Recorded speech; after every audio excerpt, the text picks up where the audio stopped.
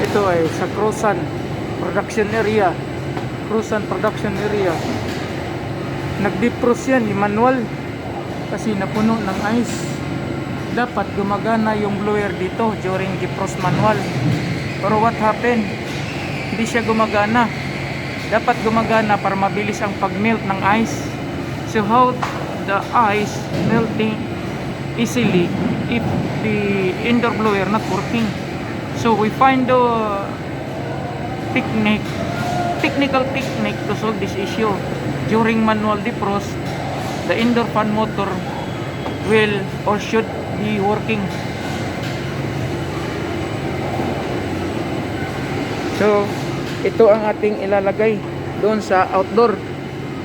Maglagay tayo ng ganito para dito na patayin at umaandar na yung blower dyan.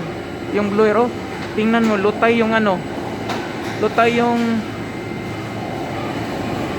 duck balloon, fabric duck balloon, kasi wala siyang hangin at hindi rin mabilis ang paglusaw ng ice.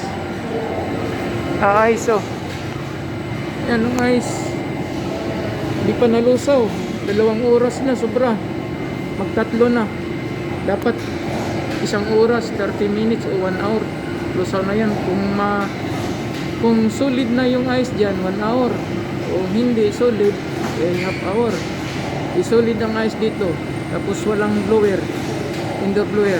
Kaya palitan na natin o lagyan natin ng ganito para andar pa rin yan kahit nag-manual defrost. Maraming salamat. Long time ago na to, problema hindi na solve. Paita.